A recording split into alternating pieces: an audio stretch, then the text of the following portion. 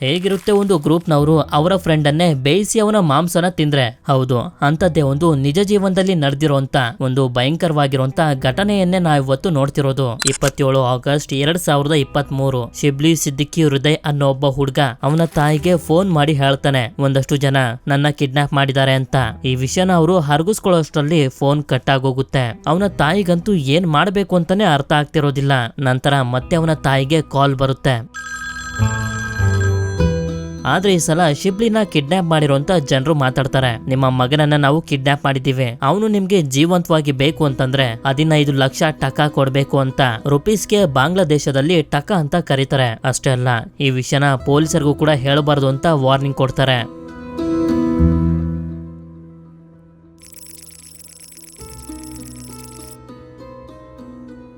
ಈ ಘಟನೆ ನಡೆದಿದ್ದು ಬಾಂಗ್ಲಾದೇಶದಲ್ಲಿ. ಶಿಬ್ಲಿಯ ಫ್ಯಾಮಿಲಿಗೆ ಹಣಕಾಸಿನ ತೊಂದರೆ ತುಂಬಾನೇ ಇತ್ತು. ಅದಕ್ಕೆ ನನ್ನ ತಂದೆ ತಾಯಿಗೆ ಹೆಲ್ಪ್ ಮಾಡ್ಬೇಕು ಅನ್ನೋ ಕಾರಣದಿಂದ ಓದೋದ್ರ ಜೊತೆನೆ ಕೆಲಸನೂ ಕೂಡ ಮಾಡ್ಬೇಕು ಅಂತ ಶಿಬ್ಲಿ ಡಿಸೈಡ್ ಮಾಡ್ತಾನೆ. ಆದ್ರಿಂದ ತುಂಬಾ ಹುಡುಕುದ್ಮೇಲೆ ಒಂದು ಪೌಲ್ಟ್ರಿ ಫಾರ್ಮ್ ನಲ್ಲಿ ಇವನಿಗೆ ಕೆಲಸ ಸಿಗುತ್ತೆ. ಅಲ್ಲಿ ಇವನ ಕೆಲಸ ಏನು ಅಂತಂದ್ರೆ ಕೋಳಿಗಳನ್ನ ನೋಡ್ಕೊಳ್ಳೋದು. ಇದೇ ಫಾರ್ಮ್ ನಲ್ಲಿ ಕೆಲಸ ಮಾಡ್ತಿದ್ದಂತ ಒಂದಷ್ಟು ಹುಡುಗರು ಶಿಬ್ಲಿಗೆ ಫ್ರೆಂಡ್ಸ್ ಗಳಾಗ್ತಾರೆ. ಶಿಬ್ಲಿ ಒಬ್ಬ ಎಜುಕೇಟೆಡ್ ಆಗಿದ್ರಿಂದ ಎಲ್ಲಾ ಕೆಲಸನೂ ತುಂಬಾ ಅಚ್ಚುಕಟ್ಟಾಗಿ ಮಾಡ್ತಿರ್ತಾನೆ. ಆಗ ಇದನ್ನೆಲ್ಲ ನೋಡ್ತಿದ್ದಂತ ಪೌಲ್ಟ್ರಿ ಫಾರ್ಮ್ ನ ಓನರ್ಗೆ ಗೊತ್ತಾಗುತ್ತೆ, ಇವನು ತುಂಬಾನೇ ಒಳ್ಳೆ ಹುಡುಗ, ಹಾಗೆ ಕೆಲಸನ ತುಂಬಾ ನಿಯತ್ತಾಗಿ ಮಾಡ್ತಿದ್ದಾನೆ ಅಂತ. ಆದ್ರಿಂದ ಓನರ್ ಶಿಬ್ಲಿ ಮೇಲೆ ನಂಬಿಕೆ ಇಡ್ತಾನೆ. ಇವನನ್ನ ನಂಬಿ ಜವಾಬ್ದಾರಿಗಳನ್ನ ನಾನು ಕೊಡಬಹುದು ಅಂತ. ಆದ್ರಿಂದ ಅವರು ಪೌಲ್ಟ್ರಿ ಫಾರ್ಮ್ ನ ಮ್ಯಾನೇಜ್ಮೆಂಟ್ ಅನ್ನ ಶಿಬ್ಲಿಗೆ ಕೊಟ್ಬಿಡ್ತಾರೆ. ಅಂದ್ರೆ ವರ್ಕರ್ಸ್ ಗಳನ್ನೆಲ್ಲ ಮ್ಯಾನೇಜ್ ಮಾಡ್ತಾ ಕೆಲಸ ಸರಿಯಾಗಿ ಆಗ್ತಿದ್ಯೋ ಇಲ್ವೋ ಅಂತ ನೋಡ್ಕೊಳ್ಳೋದು. ಆದ್ರೆ ಶಿಬ್ಲಿ ಫ್ರೆಂಡ್ಸ್ ಗೆ ಮಾತ್ರ ಇದ್ಯಾವುದು ಇಷ್ಟ ಆಗೋದಿಲ್ಲ.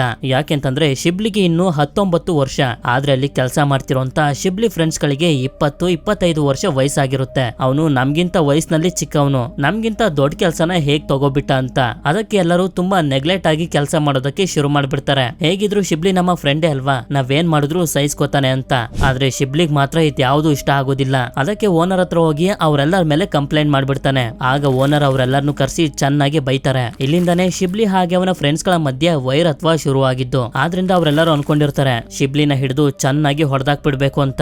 ಯಾವಾಗ ಈ ವಿಷಯ ಓನರ್ಗೆ ಗೊತ್ತಾಯ್ತೋ ಎಲ್ಲರನ್ನು ಕರೆಸಿ ಒಬ್ರತ್ರ ಮತ್ತೊಬ್ಬರಿಗೆ ಕ್ಷಮೆನ ಕೇಳಿಸಿ ಇವರ ಮಧ್ಯೆ ಇದ್ದಂತ ಎಲ್ಲಾ ಪ್ರಾಬ್ಲಮ್ ಗಳನ್ನ ಸಾಲ್ವ್ ಮಾಡ್ತಾರೆ. ಆದ್ರೂ ಶಿಬ್ಲಿ ಫ್ರೆಂಡ್ಸ್ ಗಳ ಮನ್ಸಿನಲ್ಲಿ ನಮ್ಗೆ ನೆಮ್ಮದಿ ಸಿಗೋವರೆಗೂ ಅವನ ಮೇಲೆ ದ್ವೇಷನ ತೀರ್ಸ್ಕೋಬೇಕು ಅನ್ನೋದು ಕುಂತ್ಕೋಬಿಟ್ಟಿರುತ್ತೆ. ಹೀಗೆ 3-4 ತಿಂಗಳುಗಳು ಕಳೆದೋಗ್ತವೆ. ಈಗ ಯಾರ ಮಧ್ಯೆನೂ ಜಗಳ ಇರೋದಿಲ್ಲ, ಎಲ್ಲರೂ ಅವ್ರವ್ರ ಪಾಡಿಗೆ ಇರ್ತಾರೆ. ಈ ಶಿಬ್ಲಿಗೆ 3 ಜನ ಫ್ರೆಂಡ್ಸ್ ಗಳು ಇದ್ರಲ್ಲ, ಅದ್ರಲ್ಲಿ ಮೇನ್ ಲೀಡರ್ ನ ಹೆಸರು ಆಂಗ್ ಚಿಂಗ್ ಮಾರ್ಮಾ ಅಂತ.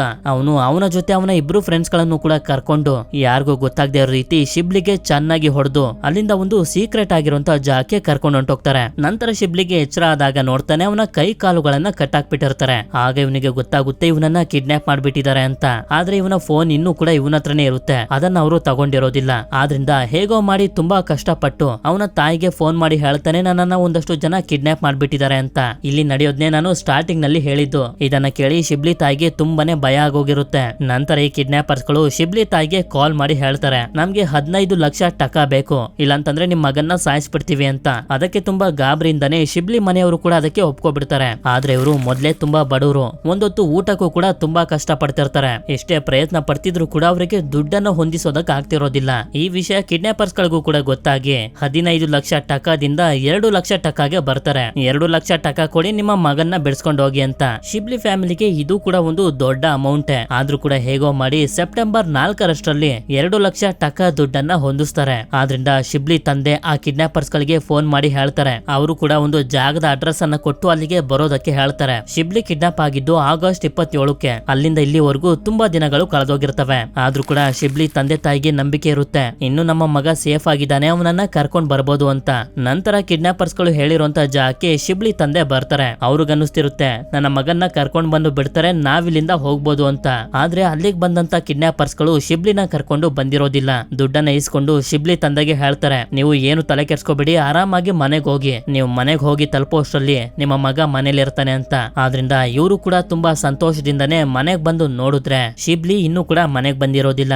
ಆದ್ರಿಂದ ಇವರು ಕಿಡ್ನಾಪರ್ಸ್ ಗಳಿಗೆ ಫೋನ್ ಮಾಡಿ ಕೇಳ್ತಾರೆ, ಎಲ್ಲಿ ನನ್ ಮಗ ಇನ್ನೂ ಬಂದಿಲ್ಲ, ಎಲ್ಲಿದ್ದಾನೆ ಅಂತ. ಆ ಕಡೆಯಿಂದ ಆ ಕಿಡ್ನಾಪರ್ಸ್ ಗಳು ಹೇಳ್ತಾರೆ, ನೀವೇನು ಯೋಚನೆ ಮಾಡಬೇಡಿ, ಇನ್ 2-3 ದಿನದಲ್ಲಿ ನಿಮ್ಮ ಮಗ ಮನೆಗ್ ಬಂದು ತಲುಪ್ತಾನೆ ಅಂತ ಹೇಳಿ ಫೋನ್ ಅನ್ನ ಕಟ್ ಮಾಡ್ಬಿಡ್ತಾರೆ. ಸರಿ ಅಂತ ಹೇಳಿ ಇವರು ಕೂಡ 3 ದಿನನ ಕಳೀತಾರೆ. ಇಷ್ಟೊತ್ತಿಗೆ ಡೇಟ್ 7 ಸೆಪ್ಟೆಂಬರ್ ಆಗೋಗಿರುತ್ತೆ. ಇದರಿಂದ ಶಿಬ್ಲಿ ತಂದೆ ತಾಯಿಗೆ ತುಂಬಾ ಭಯ ಆಗೋದಕ್ಕೆ ಶುರು ಆಗುತ್ತೆ. ಎಷ್ಟು ದಿನ ಆದ್ರೂ ನಮ್ಮ ಮಗ ಮನೆಗ್ ಬಂದಿಲ್ಲ, ಅವನು ಬದುಕಿದಾನೋ ಇಲ್ವೋ, ನಮ್ಮ ಮಗನ್ಗೆ ಅವರು ಏನ್ ಮಾಡಿರ್ಬೋದು ಅಂತ.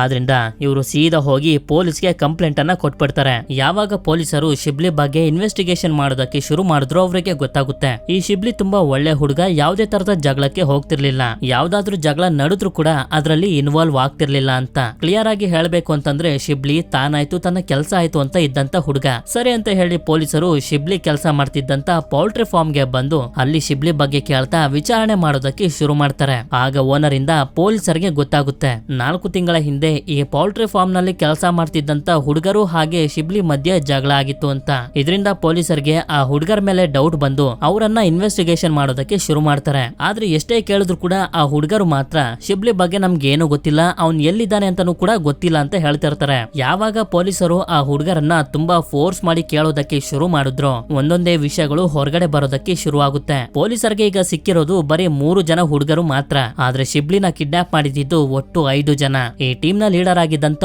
ಆಂಗ್ ಚಿಂಗ್ ಮರ್ಮಾ ಅವನ ಮತ್ತೊಬ್ಬ ಫ್ರೆಂಡ್ ನ ಜೊತೆ ಪೊಲೀಸರ ಭಯದಿಂದ ಓಡೊಂಟೋಗಿರ್ತಾನೆ. ನಂತರ ಪೊಲೀಸರು ತುಂಬಾ ಇನ್ವೆಸ್ಟಿಗೇಷನ್ ಮಾಡಿ ಅವರನ್ನ ಹುಡುಕ್ತಾಗ ಆಂಗ್ ಚಿಂಗ್ ಮರ್ಮಾ ಹಾಗೆ ಅವನ ಇಬ್ರು ಫ್ರೆಂಡ್ಸ್ ಗಳು ಕೂಡ ಸಿಗಾಕೋತಾರೆ. ಆಗ ಪೊಲೀಸರು ಆಂಗ್ ಚಿಂಗ್ ಮರ್ಮಾನ ಕೇಳ್ತಾರೆ, ನೀವು ಶಿಬ್ಲಿನ ಎಲ್ಲಿಟ್ಟಿದ್ದೀರಾ, ಇಷ್ಟು ದಿನ ಅವನನ್ನ ಏನ್ ಮಾಡುದ್ರಿ ಅಂತ.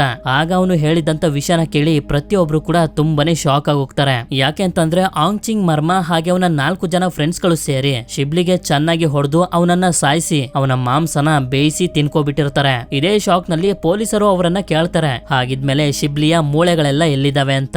ಅವನ ಮಾಂಸನ ತಿಂದು ನಾವು ಮೂಳೆಗಳನ್ನ ಒಂದು ಬೆಟ್ಟದ ಮೇಲೆ ಬಿಸಾಕಿದೀವಿ ಅಂತ ಅವರು ಹೇಳ್ತಾರೆ. ಆಗ ಪೊಲೀಸರು ಅವ್ರನ್ನೆಲ್ಲಾರನ್ನು ಕರ್ಕೊಂಡು ಅದೇ ಬೆಟ್ಟಕ್ಕೆ ಹೋಗ್ತಾರೆ. ಇವ್ರ ಜೊತೆ ಶಿಬ್ಲಿಯ ಫ್ಯಾಮಿಲಿ ಅವರು ಕೂಡ ಇರ್ತಾರೆ. ಯಾವಾಗ ಇವರು ಆ ಬೆಟ್ಟಕ್ಕೆ ಹೋಗಿ ತಲುಪ್ತಾರೋ ಶಿಬ್ಲಿಯ ಒಂದೊಂದೇ ಮೂಳೆಗಳು ಇವರಿಗೆ ಸಿಗೋದಕ್ಕೆ ಶುರು ಆಗ್ತವೆ. ಆ ಮೂಳೆಗಳನ್ನ ನೋಡಿ ಶಿಬ್ಲಿಯ ಫ್ಯಾಮಿಲಿ ಅವರಂತೂ ತುಂಬಾನೇ ಅಳೋದಕ್ಕೆ ಶುರು ಮಾಡ್ಕೊಬಿಡ್ತಾರೆ. ನಮ್ಮ ಮಗನ್ಗೆ ಇದೆಂತ ಸ್ಥಿತಿ ಬಂದ್ಬಿಡ್ತು ಅಂತ. ಹೀಗೆ ನೋಡ್ತಿದ್ದಂಗೆನೆ ಈ ವಿಷಯ ಇಡೀ ಹಳ್ಳಿಯಲ್ಲೆಲ್ಲ ಹಬ್ಬಿಡ್ತು. ಯಾವಾಗ ಪೊಲೀಸರು ಆಂಗ್ ಚಿಂಗ್ ಮರ್ಮಾ ಹಾಗೆ ಅವನ ಟೀಮ್ ನವರನ್ನ ಪೊಲೀಸ್ ಸ್ಟೇಷನ್ ಗೆ ಕರ್ಕೊಂಡು ಹೋಗ್ತಿರ್ತಾರೋ ಹಳ್ಳಿಯ ಜನ ಅವರ ಕಾರನ್ನ ಅಡ್ಡ ಹಾಕಿ ಶಿಬ್ಲಿನ ಸಾಯಿಸಿದಂತ ಟೀಮ್ ನ ಲೀಡರ್ ಆಗಿದ್ದಂತ ಆಂಗ್ ಚಿಂಗ್ ಮರ್ಮನ ಹೊರಗಡೆ ಎಳ್ಕೊಂಡು ಹಳ್ಳಿಯಲ್ಲಿದ್ದಂತ ಎಲ್ಲಾ ಜನರು ಸೇರಿ ಅವನಿಗೆ ಹೊಡೆದು ಸಾಯಿಸ್ಬಿಡ್ತಾರೆ. ಇಂಥ ಟೈಮ್ ನಲ್ಲಿ ಪೊಲೀಸರಿಗೂ ಕೂಡ ಏನು ಮಾಡೋದಕ್ಕಾಗ್ಲಿಲ್ಲ. ಯಾಕೆಂತಂದ್ರೆ ಹಳ್ಳಿಯ ಜನರೆಲ್ಲರೂ ಅಲ್ಲಿಗೆ ಬಂದ್ಬಿಟ್ಟಿರ್ತಾರೆ. ಉಳಿದವರನ್ನ ಪೊಲೀಸರು ಬಂದಿ ಮಾಡ್ತಾರೆ. ಈ ತರ ಒಂದು ವಿಚಿತ್ರವಾಗಿರುವಂತ ಕೇಸನ್ನ ನೋಡಿ ನಿಮ್ಗೆ ಹೇಗನ್ನಿಸ್ತು? ಹಳ್ಳಿಯವರೆಲ್ಲ ಸೇರಿ ಆಂಗ್ ಚಿಂಗ್ ಮರ್ಮನ ಹೊಡೆದು ಸಾಯಿಸಿದ್ದು ಸರಿನೋ ತಪ್ಪೋ? ಹಾಗೆ ಉಳಿದಂತ ಅವನ ಟೀಮ್ ನವರಿಗೆ ಯಾವ ತರದ ಶಿಕ್ಷೆಯನ್ನ ಕೊಡಬೇಕು ಅಂತ ನಿಮ್ಮ ಅನಿಸಿಕೆನ ಕಮೆಂಟ್ ಮಾಡಿ. ಸರಿ, ಸಿಗೋಣ ಮತ್ತೊಂದು ಅಮೇಜಿಂಗ್ ಆಗಿರುವಂತ ವಿಡಿಯೋದಲ್ಲಿ. Until then stay healthy. Signing off mystery studio Kannada.